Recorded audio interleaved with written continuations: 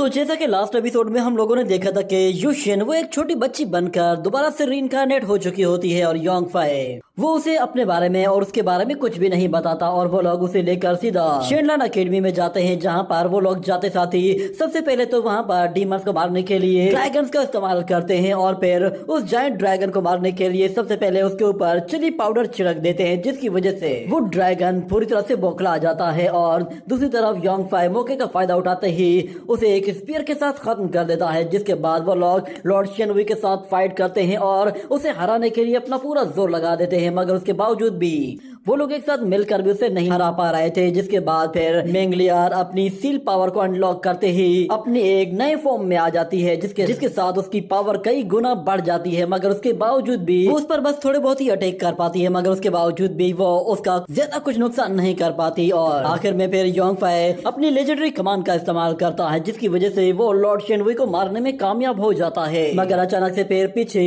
एक Alchemy furnace room से एक जोरदार एनर्जी रिलीज होती है, जिस पर सब लोग हैरान हो जाते हैं। और अगले सीन में हमें दिखाया जाता है कि पूरी शेनलान अकेडमी में विल वॉरियर्स हर जगह फैले हुए होते हैं और शेनलान अकेडमी के डिसाइपल्स उन्हें मारने के लिए अपनी पूरी कोशिशें कर रहे होते हैं। इतने में मेंगलियार वहां पर होंगजी को लेकर सीधा आगे की तरफ जा रही होती है और उसके ऊपर भी कुछ डीमंस आकर हमला करने की कोशिश करते हैं, मगर वो उन्हें बहुत ही आसानी से ठिकाने लगा देती है। और फिर हम लोग वहां पर प्रिंसेस चुनियान और उसके व्हाइट टाइगर को देखते हैं, वो भी क्यान के साथ आते ही उन सारे ही डार्क वॉरियर्स को मारने के साथ साथ आगे की तरफ जा रही थी। जिसके बाद हम लोग दोबारा से योंगफाई और सिस्टर डोंगफेंग को देखते हैं, वो लोग उस एल्केमी रूम के बिल्कुल करीब खड़े हुए होते हैं, जिस पर डोंगफेंग कहती है कि ग्रैंडफादर वो जरूर वहीं पे ही होंगे, मगर योंगफाई कहता है कि वो अब ग्रैंडफादर नहीं है, वो एक इविल डीमन है, इसलिए तुम्हें इमोशनल होने की जरूरत नहीं है, अपने आप को मेंटली प्रिपेयर कर लो। जिसके बाद वहाँ पर केविन जू आ जाता है और वो कहता है कि अगर हम लोगों ने ज्यादा देर की तो मुझे लगता है कि वो इविल वॉरियर्स उन तीनों को मार डालेगा।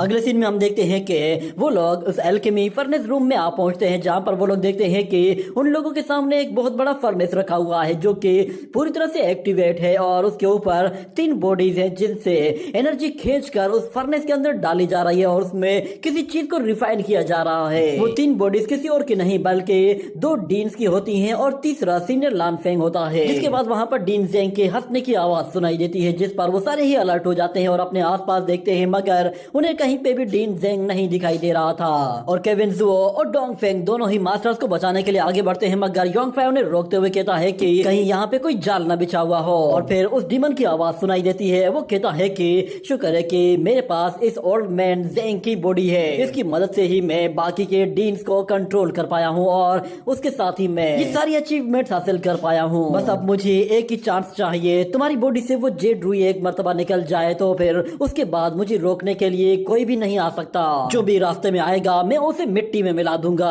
मगर अच्छी बात यह है कि तुम अभी भी जिंदा हो और तुम्हारे पास वो जेड रुई है और अब मैं वो जेड रुई तुम्हारी बॉडी से हर हाल में निकाल कर ही रहूंगा। ये कहने के बाद वो डीन जेंग की बॉडी से निकलकर अपने रियल डीमन शेप में आ जाता है, जिसे देखकर वो लोग भी कहते हैं कि आखिर तुम हो कौन, आखिर डिस्ट्रक्शन पावर से तुम्हारा क्या ताल्लुक है। मगर वो डीमन योंगफाई से कहता है कि तुम्हारे पास बस सिर्फ एक आर्टिफैक्ट है, जिसकी मदद से तुम लोगों को शूट करके उनसे जीत जाते हो, बस इसके अलावा तुम और कुछ भी नहीं कर सकते। ये कहने के बाद वो फौरन से अपनी एनर्जी से 3 वहां पर घोस्ट डीमंस क्रिएट करता है और उन लोगों पर हमला करने की कोशिश करता है, जिससे वो तीनों ही वॉरियर्स निपटने की कोशिश करते हैं, मगर वो डीमंस बहुत ही ज्यादा खतरनाक होते हैं। योंगफाई उन्हें मारने की कोशिश करता है और दूसरी तरफ वो एविल डीमन कह रहा होता है कि क्या तुम्हें यहाँ पर अब भी ये बात समझ में नहीं आ रही कि ये गेम अब कौन जीतने वाला है, सब कुछ अब मेरे कंट्रोल में है, तुम लोग मुझसे नहीं जीत सकते। वहां पर केविन जुओ एक घोस्ट डीमन को फ्रीज कर देता है, मगर वो घोस्ट डीमन दोबारा से खुद को अनफ्रीज करके केविन जुओ पर झपटने की कोशिश करता है। ये देखते ही केविन जुओ अपने सामने एक बैरियर बना लेता है, मगर केविन को बचाने के लिए योंगफाई बीच में आ जाता है और वो उस अटैक की वजह से थोड़ा सा इंजर्ड होता है, मगर फिर वो कहता है कि जब तक मेरे ब्लड में गॉड पावर है मैं इनसे लड़ता रहूंगा। ये कहने के बाद वो अपनी पर्पल एनर्जी का इस्तेमाल करते हुए उन डीमंस को उस पर्पल एनर्जी के साथ मारने की कोशिश करता है और एक डीमन को घसीटते हुए जोर से जाकर एक दीवार पर दे मारता है, जिसके बाद दूसरा डीमन आता है तो योंगफाई अपनी सोर्ड के साथ उस पर भी एक बहुत ही जोरदार वार करता है और वो सीधा डोंगफेंग से कहता है कि जल्दी करो, यहाँ का दरवाजा खोलकर बाहर निकलो। मगर वो देखता है कि वो दोनों अभी भी डीमन से लड़ रहे हैं, जिस पर वो कहता है कि तुम दोनों ठीक तो हो ना। मगर अचानक से वो डीमन अपनी टाइम एंड स्पेस पावर को यूज करते हुए वहाँ पे हर एक चीज को बिल्कुल फ्रीज कर देता है, जिस पर योंगफाई भी हैरान हो जाता है क्योंकि ये पावर एल्डर उयानमिंग की पावर थी। मगर उस डीमन ने एल्डर उयानमिंग की टाइम एंड स्पेस पावर को भी अपने अंदर एब्जॉर्ब कर लिया था, जिसके बाद वो योंगफाई और डोंगफेंग दोनों को उड़ाकर वहां से दूर फेंक देता है, जिसकी वजह से उन्हें थोड़ी बहुत चोटें लगती हैं, मगर वो लोग अभी भी ठीक होते हैं। जिसके बाद वो डीमन उन लोगों से कहता है कि भले ही तुम्हारे पास वो आर्टिफैक्ट है, मगर उसके बावजूद भी तुम्हारी मौत तो आज पक्की है क्योंकि तुम हेवन के सीक्रेट्स के बारे में कुछ भी नहीं जानते। इतना कहने के बाद वो अपनी पावर का इस्तेमाल करते हुए अपने उन्हें घोस्ट डीमंस की बॉडी पार्ट्स को दोबारा से एक जगह इकट्ठा करके उन्हें जोड़ना शुरू कर देता है और फिर उन लोगों से कहता है कि मैं आज तुम लोगों के लिए हेवन पनिशमेंट बनकर आया हूँ। तुम्हारी शेनलान अकेडमी के पास एक टियान युआन सूत्रा है और मैं इस लाइब्रेरी को हर हाल में बर्बाद कर दूंगा क्योंकि ये एंशिएंट रिकॉर्ड को अभी तक महफूज किए हुए है। तुम लोग एंशिएंट गॉड्स के मेथड्स को सीख कर हेवन के काम में टांग अड़ा रहे हो और इसीलिए मैं हेवन की तरफ से तुम लोगों को पनिश करने के लिए आया हूँ और इसीलिए मैं इन एंशिएंट मेथड्स को हर हाल में डिस्ट्रॉय करके ही रहूंगा। तो फिर योंगफाई कहता है कि क्या तुम सिर्फ और सिर्फ इस लाइब्रेरी को डिस्ट्रॉय करने के लिए पिछले हजारों सालों से न जाने कितने ही बेगुनाह लोगों को मार रहे हो। तुम लोगों ने सिर्फ और सिर्फ अपनी सेल्फिशनेस को और अपनी डिजायर्स को कंप्लीट करने के लिए न जाने कितने ही लोगों को अपनी ख्वाहिशों के आगे भेंट चढ़ा दिया। क्या तुम लोगों को जरा भी एहसास नहीं कि दूसरों की जिंदगी का इस पर कितना असर होता है? और वैसे भी तुमने कहा है कि तुम डेस्टिनी पर बिलीव करते हो, तो फिर आ जाओ हम लोग डेस्टिनी पर ही बात करते हैं। तुमने कुछ देर पहले हेवन का नाम लिया, मुझे इससे कोई फर्क नहीं पड़ता कि हेवन क्या है। मगर दूसरी तरफ वो डीमन उन सारे के सारे मॉन्स्टर्स को एक जगह इकट्ठा करके उनसे एक कंबाइन एक पावरफुल जायंट डीमन बना लेता है, जिस पर योंगफाई भी थोड़ा सा डर जाता है और वो इविल डीमन कहता है कि तुम लोग कभी भी हेवन के सीक्रेट्स के बारे में नहीं जान पाओगे। इतना कहने के बाद हम देखते हैं कि वो डीमन योंगफाई को मारता। इससे पहले योंगफाई अपनी लेजेंडरी कमान बाहर निकाल लेता है। ये देखते ही वो डीमन फिर उसके ऊपर एनर्जी अटैक्स की बौछार कर देता है, जिसके बाद योंगफाई को उस पर अटैक करने का मौका ही नहीं मिलता। उसकी न्यू बॉडी बहुत ज्यादा फास्ट होती है, जिसकी वजह से वो योंगफाई को हर जगह ढूंढ कर उसे मारने की कोशिश कर रहा होता है और वो डीमन योंगफाई को पकड़ने के लिए उसके बेहद करीब आ जाता है, मगर योंगफाई अपनी लेजेंडरी कमान के जरिए आहिस्ता आहिस्ता उससे लड़ने की कोशिश करता है और उसे थोड़ी बहुत चोट पहुंचाता है। मगर आखिर में वो अपने एरो के साथ उस पर जैसे ही वार करता है तो वो एरो उसे घसीटते हुए सीधा ऊपर बादलों की तरफ लेकर जाता है, जिसकी वजह से वो डीमन तो वहीं पे ही खत्म हो जाता है। और इस तरफ वो डीमन कहता है कि तुम्हारा टारगेट वो डीमन नहीं था और योंगफाई देखते ही देखते अचानक से उसी एरो को वापस ले आता है तो वो डीमन उस एरो से बाल बाल बचता है और वो एरो सीधा जाकर फिर उसी एल्केमी रूम में एल्केमी फर्नेस को जाकर हिट करता है, जिससे वहां पर एक जोरदार धमाका होता है, जिस पर योंगफाई कहता है कि क्या हम लोग सक्सेसफुल हुए भी या नहीं। वो केविन जुओ और डोंगफेंग को बुलाता है, मगर वो लोग वहां पर नहीं होते। मगर इस तरफ वो डीमन अपने एक जायंट आर्मर के साथ वहां पर आ जाता है। वो आर्मर बहुत ही ज्यादा खतरनाक होता है क्योंकि इस आर्मर को शानवू आर्मर कहते हैं, जो कि दुनिया का सबसे स्ट्रॉन्गेस्ट आर्मर है। और वो डीमन फिर योंगफाई से कहता है कि मैं तुम्हें अच्छे से याद दिला देना चाहता हूँ कि जो भी शख्स विल ऑफ हेवन को फॉलो करता है उसे ही सब कुछ मिलता है। ये कहने के बाद वो उस आर्मर के साथ एक बहुत ही जोरदार एनर्जी अटैक करता है तो वो अटैक योंगफाई को हिट करता है, जिसके साथ वो उस लाइब्रेरी से सीधा बाहर आकर गिरता है और फिर हमें उसकी आवाज सुनाई देती है। वो केविन जुओ योंगफाई और मैंगलियार से कह रहा होता है कि तुम लोगों को अगर गॉड की पावर पर भरोसा नहीं है तो फिर गॉड तुम लोगों को खुद से तुम्हारी डेस्टिनी के लिए गाइड करेगा और शायद ये विल ऑफ गॉड ही है कि उसने मुझे ये मौका दिया है कि मैं तुमसे वो जे ड्रूइड दोबारा से हासिल कर सकूं। तुम्हारे पास एक गॉड ब्लड लाइन है, अगर एक मर्तबा तुम मेरे शिकंजे में आ जाओ तो फिर ये गॉड ब्लड लाइन भी मेरे पास आ जाएगी। मगर उससे पहले मैं तुम्हें जरा अपने इस ब्लैक टर्टल शानवू आर्मर के बारे में कुछ बताता हूँ। और इस तरह फिर योंग फाई कह रहा होता है कि अरे नहीं, मैं अपनी जेड रुई पावर को यूज नहीं कर पा रहा, मेरी स्ट्रेंथ वो बहुत ज्यादा वीक हो चुकी है, मैं ऑलरेडी जेड रुई को 3 मरतबा यूज कर चुका हूँ। और इस तरफ केविन जुओ फिर योंग फाई से कहता है कि तुमने कुछ देर पहले अपने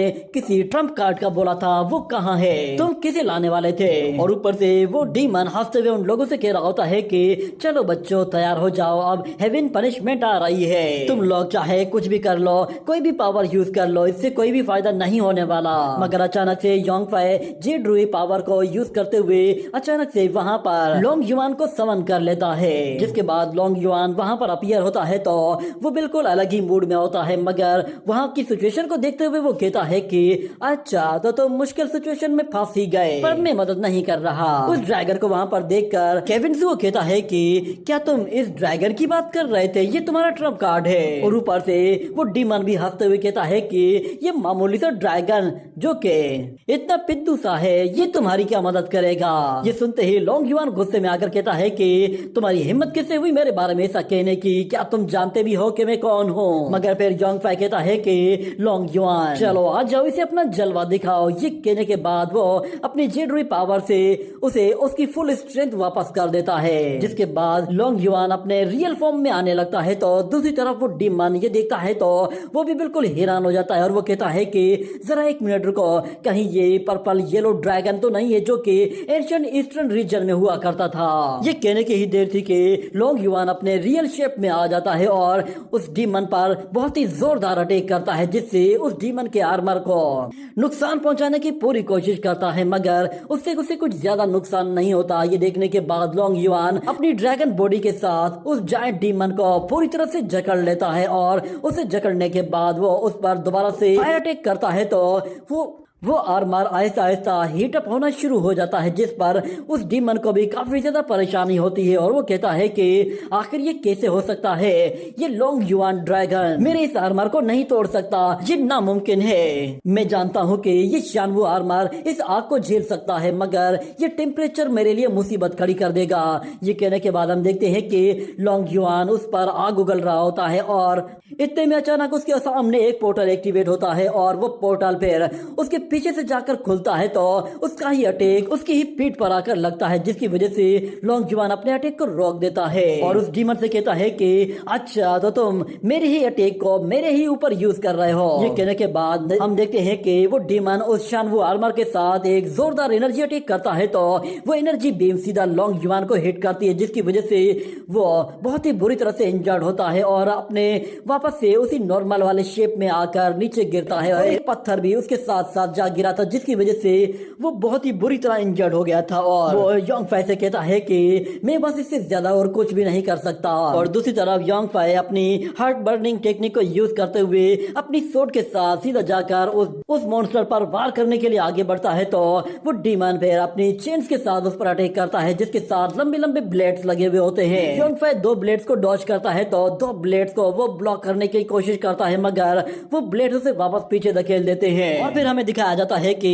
प्रिंसेस चुनियान, मेंगलियार और कोआन वो तीनों भी वहां पर पहुंच गए थे और वो लोग आते ही कहते हैं कि हम लोगों ने शेनलान अकेडमी को पूरी तरह से क्लियर कर लिया है। ये कहने के बाद वो लोग उस डीमन पर हमला करने की कोशिश करते हैं, मगर वो लोग उसके आर्मर को एक खरोच तक नहीं पहुंचा पाते। ये देखकर मेंगलियार कहती है कि ये तो शानवू आर्मर है, ये दुनिया का सबसे ज्यादा हार्ड मटेरियल से बना हुआ आर्मर है, इसे खरोच तक पहुंचाना नामुमकिन है। इतना कहने के बाद वो डीमन अपनी चेन्स के साथ उस पर एक साथ बहुत सारे वार करता है, मगर मेंगलियार किसी तरह उन अटैक्स को डॉच करते हुए अपने आप को बचाकर वापस से योंग फाई की तरफ चले जाती है। तो योंग फाई अपने चारों तरफ एक बैरियर बनाकर खुद को और अपने दोस्तों को बचाता है और उन चेन्स को अपने करीब तक नहीं आने देता। मगर उन लोगों को हर हाल में इस डीमन को हराना है तो इसके लिए उन्हें कुछ ना कुछ तो करना ही था। जिसके बाद योंग फाई फिर केविन जुओ से कहता है कि क्या तुम इसे फ्रीज कर सकते हो। तो केविन जुओ कहता है कि इसे ज्यादा देर तक होल्ड करना मुश्किल है, पर मैं कोशिश जरूर करूंगा। ये कहने के बाद वो फौरन से अपने स्पेल का इस्तेमाल करता है, जिससे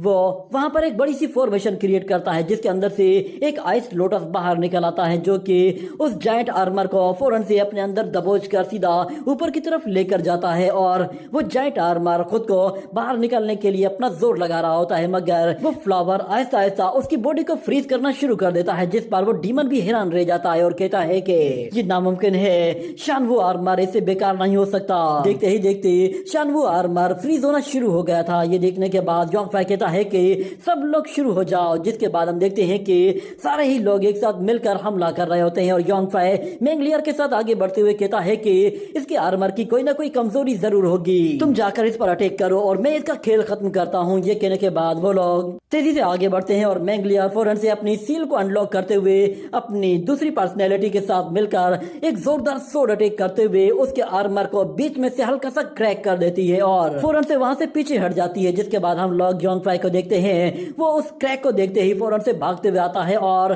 उस क्रैक के पास आकर अपनी लेजेंडरी कमान के साथ एक जोरदार एरो रिलीज करते हुए उस पर हमला करता है, तो वो एरो वहीं पे ही अटक जाता है, मगर योंगफाई अपने स्पिरिचुअल हैंड के साथ उसे एक जोर से पंच मारते हुए उस एरो को उसकी बॉडी के आर पार कर देता है, मगर उससे भी वो आर्मर बिल्कुल भी नहीं टूटता। जिसके बाद वो डीमन उसी आर्मर से निकल कर बाहर आ जाता है और केविन ज़ुओ अपने वाटर टेंटिकल के साथ उसे पकड़ने की कोशिश करता है, मगर वो डीमन खुद को बचा लेता है और इतने में योंगफाई उसके पास पहुंच जाता है, जिस पर वो डीमन भी बिल्कुल हैरान रह जाता है और योंगफाई मौका देखते ही अपनी सोड के साथ उसका एक हाथ काट कर रख देता है और उस पर दोबारा से वार करता है, तो डीमन अपने सामने एक एनर्जी शील्ड बनाकर योंगफाई के अटैक को रोक लेता है और वहां पर एक जोरदार एनर्जी ब्लास्ट करते हुए योंगफाई को पीछे धकेल देता है और हमें दिखाया जाता है कि वो डीमन फिर से अपने शानवू आर्मर को एक्टिवेट करता है, तो इस मर्तबा वो आर्मर पहले से भी ज्यादा स्ट्रॉन्ग और थोड़ा सा बड़ा लग रहा होता है और वो डीमन सब लोगों से कह रहा होता है कि तुम लोग अपनी एक से बढ़कर एक ट्रिक यूज करके देख लो, इस आर्मर को तुम्हारी किसी भी ट्रिक से कोई भी नुकसान नहीं पहुंचने वाला। ये कहने के बाद वो अपने हाथों से बहुत ही बड़ी एक जायंट एनर्जी बॉल क्रिएट करता है और फिर उसे सीधा एक ग्राउंड में थ्रो करता है, तो वहां पर एक बहुत ही बड़ा ब्लास्ट होता है। वो ब्लास्ट इतना ज्यादा बड़ा होता है कि पूरे शिनलान अकेडमी में दूर दूर तक देखा जाता है, यहाँ तक कि उसका धुआं पूरे शिनलान अकेडमी में फैल गया था। और हम लोग कुछ देर बाद का सीन देखते हैं, वहाँ पे जितने भी वॉरियर्स होते हैं वो सारे के सारे जमीन पर पड़े हुए होते हैं। उस एनर्जी अटैक की वजह से बहुत सारे लोग बुरी तरह से जख्मी हो गए थे, सिर्फ अकेला योंगफाई ही था जो कि अपने पैरों पर खड़ा हुआ था और वो आसपास देखता है तो बहुत ज्यादा धूल मट्टी उड़ रही होती है उसे। वहाँ पर वो डीमन कहीं भी दिखाई नहीं दे रहा था, मगर अचानक से वो डीमन उसके सामने आ जाता है, जिसे देखकर योंगफाई हैरान होकर कहता है कि ये नामुमकिन है, इस छोटे डीमन के पास इतनी पावर नहीं कि ये इतना बड़ा अटैक कर सके और इस आर्मर के पास अपनी तो कोई पावर है ही नहीं, तो फिर आखिर ये काम कैसे कर रहा है। और फिर वो डीमन हंसते हुए कहता है कि तुम लोग कभी भी वे ऑफ हेवन को नहीं समझ पाओगे। इतना कहने के बाद वो अपने एक हाथ से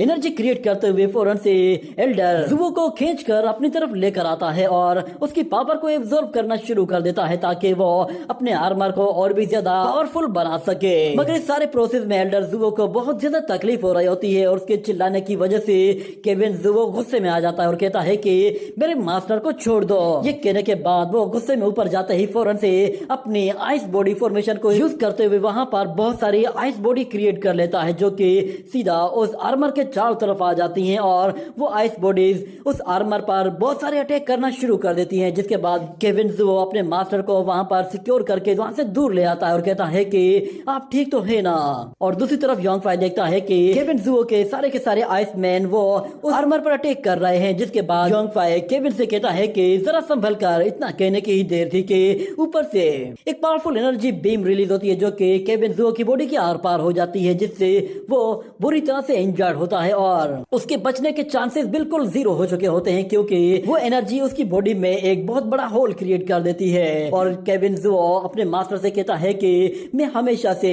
एक ऐसे बंदे को ढूंढना चाहता था जो कि ना सिर्फ मेरा मास्टर हो बल्कि मुझे एक फादर की तरह ट्रीट करे। और फिर दूसरी तरफ वो मास्टर कहता है कि केविन, तुम वो पहले डिसाइपल हो जिसने मुझ पर भरोसा किया, तुम वो पहले बंदे हो जिसे मैंने अपना डिसाइपल बनाया, मगर फिलहाल यहाँ से भाग जाओ। मगर केविन कहता है कि आपने मेरे लिए जो कुछ भी किया है मैंने अभी तक उसकी भरपाई नहीं की है, आज मैं अब डिसाइपल होने का फर्ज अदा करना चाहता हूँ। ये कहने के बाद वो फौरन से अपनी बॉडी को फ्रीज कर देता है और अपने पीछे बहुत बड़ी आइस शील्ड क्रिएट क्रिएट करते हुए उस डीमन के अटैक को रोकने की कोशिश करता है, मगर वो एनर्जी अटैक सारे के सारे आइस बैरियर्स को तोड़ते हुए सीधा जाकर केविन जुओ को हिट करता है, जिसकी वजह से वो बेमौत मारा जाता है। और योंग फाई जब ये देखता है तो वो बहुत ज्यादा इमोशनल हो जाता है और कहता है कि केविन, तुम्हारी कुर्बानी जाया नहीं जाएगी। वो गुस्से में आकर अपनी जेड रूई पावर को एक्टिवेट कर देता है और जैसे ही उस डीमन को मारने के लिए जाता है तो वो डीमन अपनी बॉडी से फिर से बहुत सारे घोस्ट डीमंस क्रिएट करता है, जो कि एक साथ मिलकर एक जायंट हैंड क्रिएट करते हैं और उसके साथ वो लोग योंग फाई पर हमला करते हुए उसे वापस पीछे धकेल देते हैं। ये देखकर मेंगलियार भी बहुत ज्यादा डर जाती है, क्योंकि योंग फाई पहले ही काफी ज्यादा इंजर्ड था। और मेंगलियार उस डीमन पर हमला करती है तो वो उसकी सोर्ड पलट कर उसकी तरफ थ्रो कर देता है, तो मेंगलियार उससे बाल बाल बचती है, जिस पर वो डीमन हंसते हुए कहता है कि तुम बस कुछ बेकार से लोग हो, जिनमें कुछ बूढ़े और कुछ यंग लोग हैं जो कि एक के बाद एक मरने के लिए आ रहे हैं। ये कहने के बाद वो फौरन से योंग फाई की बॉडी को पकड़कर हवा में ऊपर लेकर आता है और योंग फाई वो अपने आप से ही कहता है कि आखिर मैं इस दुनिया में रीइंकार्नेट क्यों हुआ हूँ, मुझे आहिस्ता आहिस्ता सब कुछ पता चलता जा रहा है। बस मैं अपनी मंजिल तक पहुँचने वाला हूँ, बस कुछ देर तक मुझे सरवाइव करना है, उसके बाद शायद मुझे पता चल जाए कि मेरे रीइंकार्नेट होने का क्या रीजन है। लगता है शायद मैं यहाँ पर डीमन और गॉड वार्स को लेकर रिबॉर्न किया गया हूँ। मैं यहाँ पर इतनी आसानी से नहीं मर सकता, मैंने ये पहेली हर हाल में सुलझानी है। ये कहने के बाद अचानक से वहाँ पर युशिन आ पहुँचती है, जो कि आते साथ ही उस डीमन से कहती है कि मेरे बिग ब्रदर को छोड़ दो। ये कहने के बाद वो वहाँ पर एक फॉर्मेशन क्रिएट करते हुए योंग फाई को उस जायंट डीमन से छुड़ा लेती है, मगर उस डीमन के अटैक की वजह से युशिन वहाँ से दूर जा गिरती है। ये देखकर योंग फाई उसे रोकने के लिए कहता है, मगर वो लड़की फिर से आगे आ जाती है और अपने सीनियर ब्रदर को बचाने के लिए उसके सामने फिर से एक फॉर्मेशन बना देती है। और योंग फाई उसे देखता है तो उसे फिर से फ्लैशबैक याद आने लगता है और उसी के साथ ये एपिसोड यहीं पे ही खत्म हो जाता है।